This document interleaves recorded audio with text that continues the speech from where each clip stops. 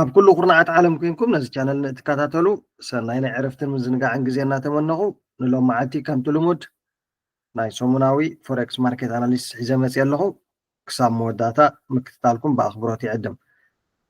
ኣብ ናይ ፋንዳሜንታል ዝምልከት ወይ ኣብቲ ናይ ኒውስ ዝመፅእ ዘሎ ሰሙን ኣዝዩ ኣገዳሲ ዝኾነ ናይ ዩሮ ወይ ድማ ናይ ጀርመን ኢሌክሽን ኣለና ማለት እዩ ሕጂ ኢሌክሽን ሓደ ካብቲ ናይ ጂኦፖለቲክስ ፋንዳሜንታል እዩ ማለት እዩ ኣዝዩ ኣገዳሲ እዩ ምክንያቱ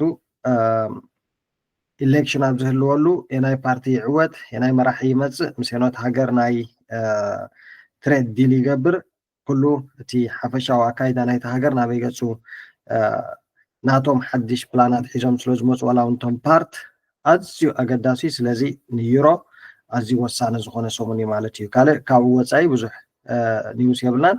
ጥራሕ እቲ ናይ ጂኦፖለቲክስ ብሓፈሽኡ ማለት እዩ ናይ ዩኬ ከምኡውን ናይ ፍራንስ መራሕቲ ኣብ ዩኤስ ተዓዲሞም ኣለዉ ድመፅእ ዘሎ ሰሙን ተዘይተጋጊ ረቡዕ ማለት እዩ እሶም ዝገብርዎ ውፅኢት ድማ ኣዝዩ ኣብ ማርኬት ወይ ብሓፈሻ ኣብቲ ፋይናንሻል ወርልድ ዓብ ፅልዋ ክህልዎ እዩ ምክንያቱ ብዛዕባ ዩክሬን ራሻ ዘሎ ኣዝዩ ኣገዳሲ ዝኾነ ናይ ድቤት ክህሉ ስለ ዝኽእል እሶም ዝውስንዎ ውሳነታት ድማ ኣብ መረኣያ ናይ ፎሬክስ ማርኬት ይኹን ክሪፕቶ ማርኬት ስቶክ ማርኬት ብሓፈሻ ኣብ ሙሉእ ፋይናንሻል ኢንዳስትሪ ዓብ ፅልዋ ክህልዎ እዩ ስለዚ እዚኦም ፋንዳሜንታላት እዚኦም ኣብቲ ናይ ኒውስ መርበባት እንዳተኸታተልናዮም ክንከይድ ኣለና ማለት እዩ ካብ ወልፂና ኣብ ቴክኒካል ንድሕር መፂና ከምዚ ንሪኦ ዘለና ኣብ ዝሓለፈ ሰሙን ፅቡቅ ዝኾነ ናይ ዶላር ዳውን ትረንድ ክርኢ ቀኒና ማለት እዩ ሕጂ ድማ ነዚ መፅእ ዘሎ ሰሙን ምስቲ ፋንዳሜንታል ዝተዛረብናሉ ኣብ ግምት እንዳእተና ማለት እዩ 106.7 ስትራክቸር ናይዚ ኤርያ ዚ ብሬክ ኣውት ንድሕር ኢና ኣብ ዶላር ጂቢፒ ዩኤስዲ ድማ ሴል ናይ ምኻድ ተኽእሎ ክህልዎ እዩ ስለዚ ዶላር ቡልሽ ክንፅበይና ማለት እዩ ዋንስ 106.7 ብሬክ ኣብ ዝገብረሉ ብዘለዎ ቢሪሽ ኮንፈርሜሽን ካንድል ወይ ድማ ቢሪሽ ናይ ሃየር ታይም ፍሬም እንድሕር ረኺብና ግን እዚ ማርኬት እዚ ኦል ደ ወይ እቲ ናይ ዳውን ሞመንትናት እውን ነዚ ዝመፅእ ዘሎ ሰሙን ክቕፅሎ ይኽእል እዩ ማለት ስለዚ ከምዚኣ ጌርና ማርክ ንግበራ 106.7 ብሬክ ሳብ ዘይገበረልና ዝኾነ ቡልሽ ሙቭ ኣብ ዶላር ኣይንሕዝን ኢና ማለት እዩ ካብዚ ቀፂልና ናብ ሜጀር ካረንሲስ ናብ ጂቢፒ ዩኤስዲ እንድሕር መፂና ጂቢፒ ዩኤስዲ ስቲል ቡልሽ ሙቭ ንርኢ ኣለና ማለት እዩ እዚ ድማ እቲ ምክንያት ናይ ዶላር ኢንዴክስ ቢሪሽ ንርኢ ስለ ዘለና እሶም ድማ ክልቲኦም ኔጋቲቭ ኮሪሌትድ ፓየርስ ስለ ዝኾኑ ማለት እዩ ሕጂ ኣብ ኣዝዩ ኣገዳሲ ዝኾነ ለበል መፂልና ኣሎ ጂቢፒ ዩኤስዲ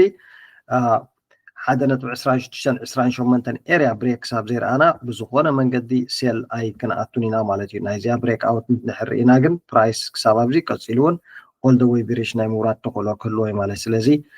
1.2628 ለበልስ ብሬክ ሳብ ዘይረኣና ዝኾነ ሴል ኣይ ክንኣቱን ኢና ኣብ ዩሮ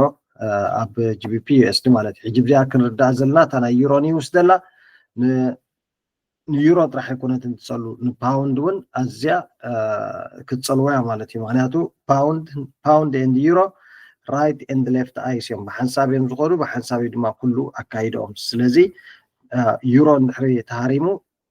ጂቢፒ ድማ ምህራሙ ኣይተርፎን እዩ ስለዚ እቲ ኒውስ ኣዝዩ ኣገዳሲ እዩ ብሓፈሻ ግን 1.2628 ብሬክ ሳብ ዘይረኣና ዝኾነ ሴል ፖዚሽን ከይንሕዝ በንፃሩ ድማ ፕራይስና ቡሊሽ ኮንፈርሜሽን ካንድል እንድሕር ሂብና ስቶፕ ሎስና ህና ቢለው ጌርና ባይ ፖዚሽን ክርኢና እቲ ዝዓበየ ባይ ግን ናይ 1.2671 ብሬክ ኣውት ማለት እዩ ናይዚ ናይ ፕሪቪየስ ሃይ ብሬክ ኣውት እንድሕር ረኺብና ግን ኦል ደ ዌይ ቡሊሽ ኮንቲኒሽን ክንከይድ ኢና ማለት እዩ ስለዚ ናይ ጂቢፒ ዩኤስዲ ነዚኣ ትመስል ቀፂልና ናብ ዩሮ ዩኤስዲ ክርኢና ከም ዝበልናዮ ዩሮ ዩኤስዲ እውን ኣብ ኣዝዩ ብሉፅ ዝኾነ ለበል እያ ዘላትና 1.0449 ናይዚኣ ስትራክቸር እዚኣ ትረንድ ላይን ሙሉእ ትረንድ ኣት ደ ሴም ታይም ድማ ሙሉእ ማርኬት ስትራክቸር ብሬክ ሳብ ዘይረኣና ዝኾነ ሴል ፖዚሽን ከይንኣቱ ስቲል ማርኬት ኣብ ናይ ቡልሽ ትረንድ እዩ ዘሎ ማለት እዩ ከም ዝሪኦ ዘለና እዚ ድማ ኣዝዩ ኣገዳሲ ዝኾነ ዲፕ ፑልባክ ማርኬት ሂብና ኣሎ ስለዚ 1.0449 ብሬክ እንድሕር ጌርልና ግን ኦል ደ ዌይ ሴል ክንኣቱ ኢና ማለት እዩ ተዘይኮይኑ ግን ኣብዚኣ ቡሊሽ ኮንፈርሜሽን ካንድል ድሕሪ ይብልና ድማ ከምታ ናይ ጂቢፒ ዩኤስዲ ስቶፕ ሎስ ናህና ቢለው ጌርና ባይ ፖዚሽን ክርኢና ዝዓበየ ባይ ድማ 1.0 0.508 ዘሎ ኤሪያ ናይዚ ስትራክቸርስ ብሬክ ኣውት ድማ all the way bullish continuation ክርኢና ማለት እዩ። ሕጂ ብሕፅር ዝበለ 1.0449 ናይዚ ስትራክቸር እዚኣ ክሳብ ዘይረኣና ዝኾነ ሴል ፖዚሽን ከይንኣቱ። ኦኬ ቀፂልና ንሪኦ ፔር ጂጄ ይኸውን ወይ ጂቢፒ ጂፒዋይ ማለት እዩ። ጂቢፒ ጂፒዋይ ኣብ ዝሓለፈ ክልተ ሰሙን ቪድዮታትና እንድሕር ርኢናዮ ኮይና ናይዚ ብሬክ ኣውት ኦል ደ ዌይ ባይ ክንብል ኢና ኢልና ማለት እዩ። ልዕሊ 6,700 ዝኾን ማርኬት ድማ ኦል ደ ዌይ ትኮን ባይ ከይድ ኣሎ። ኣብ ዝሓለፈ ሰሙን ድማ ናይዚ ስትራክቸር ብሬክ ኣውት እንድሕር ረኺብና ሴል ፖዚሽን ክንኣቱ ኢና ኢልና ነርና ማለት እዩ። ሕጂ እንድሕር ርኢናዮ ፕራይስ ኦል ደ ዌይ ድሮፕ ብሓፈሽኡ ኣዝዩ ብሉፅ ዝኾነ ሰሙን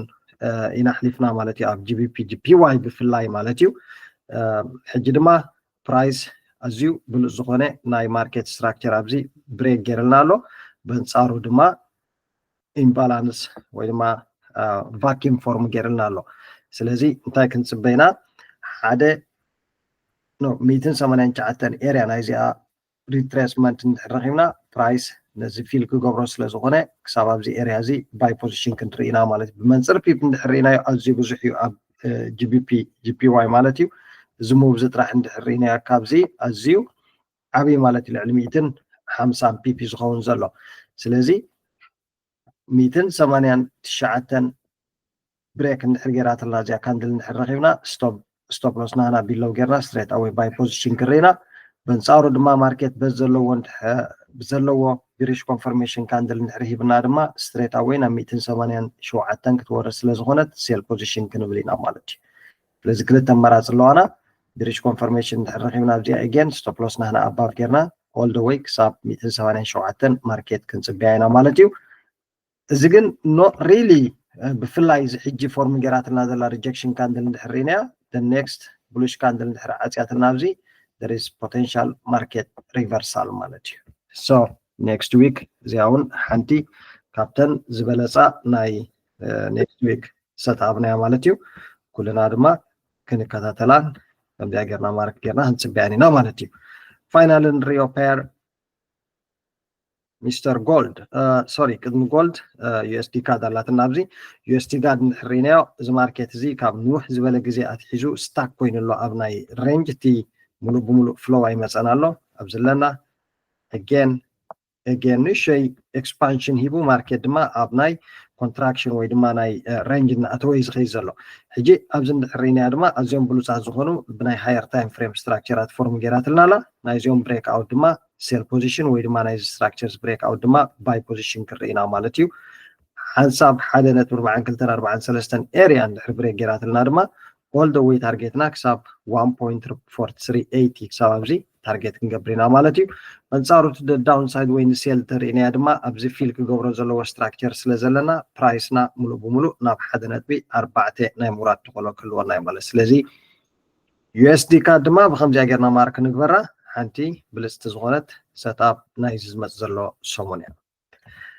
ቀፂልና ንመፅኦ ሚስተር ጎልድ ጎልድ ናይ ላስት ዊክ ቪድዮና ድሕር ተኸታቲልናያ ኮይና ፕራይስ ካብዚኣ ስትራክቸር እዚኣ 2882 ብሬክ ክሳብ ዘይገበረ ዝኾነ ሴል ኣይንርኢና ነዚ ኤርያ ዝሪጀክት እንተገይርልና ግን ኦል ደ ዌይ ቡሊሽ ፖዚሽን ክርኢና ኢልና ማለት እዩ። ዝኾነ ንሴል ኣይእትወናን ኣብዚ እንተርኢናያ ድማ ሙሉእ ብሙሉእ ማርኬት ሪጀክሽን ኦል ደ ዌይ ድማ ክንምንታይ ዝኣክል ፒፕ ክኸይድ ጠምኒ እዩ ማለት እዩ። እቶም ዝሓዝኩማ ኮንግራጁሌሽን እቶም ላስት ዊክ ሚስ ዝገበርናያ ንሕራሊና ድማ ሕጂ ክንዳሎ ኣለና ማለት እዩ። again gold still market is bullish, trend is bullish, sentiment is bullish, fundamental is bullish. Yeah, so እንታይ ክንፅበይና ካብ ጎልድ 2946 fixed point 2946 ኤርያ ናይዚ ስትራክቸርስ ብሬክ እንድሕር ረኺብና ኦል ደ ዌይ ባይ ክንሕዝ ኢና ማለት እዩ። ነዚ ዋንስ ብሬክ እንድሕር ገይርዎ ድማ እዚ ማርኬት እዚ there is high probability ናብ 30 ናይ ምድያብ ማለት እዩ። ስለዚ 2946 ብሬክ እንድሕር ገይራ ስትሬት ኣወይ ባይ ፖዚሽን ክንሕዝ ኢና። እቶም ቢሪሽ ሴለርስ ድማ 2920 ብሬክ ክሳብ ዘይረኣና ዝኾነ ሴል ፖዚሽን ከይንኣቱ 2920 ናይዚ ስትራክቸርስ ብሬክ ኣውት ማለት እዩ። ናይዚኣ ብሬክ እንድሕር ረኺብና ናብ 2800 78 ናብዚያ ናይ ምውራድ ተኸሎ ስለ ዝህልዋ 2920 ብሬክ ክሳብ ዘይረኣና ዝኾነ ሴል ፖዚሽን ኣይንእቶ በንፃሩ ድማ 2946 ናይዚኣ ስትራክቸር እዚኣ ባይ ፖዚሽን ኮንቲኔሽን ክንርኢና ማለት እዩ ኦል ደ ወይ ንላዕሊ ብሓፈሽኡ ሕጂ ናይስ ዝኾነ ኣኩሚሌሽን እያ ፎርም ጌራትና ዘላ እቲ ኩሉ ግዜ ንደልዮ ድማ እዚ ዓይነት ማርኬት ስትራክቸር እዩ ዋንስ ካብዚ ምስ ወፀ ብፍላይ ኣብ ጎልድ 200-300 ፒፕ ሲምፕል ናይ ምኻድ ባህሪ ስለ ዘለዎ እዚኣ ማርኬት እዚኣ ከምዚኣ ጌርና ማርክ ጌርና ንፀበያ ማለት እዩ ያ GBP USD Euro USD GBP GPY USD CAD ከምኡውን GBP GPY and gold ርኢና ኣለና ካብ ኩለን ብምሎም ንወስዶም ማለት ኣይኮነን ሓደ ትሬድ ክልተ ትሬድ ሰት ኣብ ጌርና ንዝመፅ ዘሎ ሰሙን ውፅኢታውያን ኮይና ክንወፅእ ንኽእል ኢና ጎኑ ጎኑ እዚ ኣናሊሲስ እዚ ብዘይ ሪስክ ማኔጅመንት ወላ ሓንቲ ክሰርሓልኩም ኣይክእልን እዩ ሪስክ ማኔጅመንት እቲ ፐርሰንቴጅ ንሕና ሉዝ ንገብሮ ኤቭሪቲንግ ካልኩሌት ጌርና ንማርኬት ተወሲድናያ ግን ኣብ መወዳእታ ናይቲ ሰሙን ገለ ውፅኢት ሒዝና ክንወፅእ ንኽእል ኢና ብካሊእ ቪድዮ ክሳብ ዝምለሰኩም ሰሰናዩ ኣብ ዘለናዮ ብሮኽ ናይ ትሬዲንግ ሰሙን ይግበረልና ቻው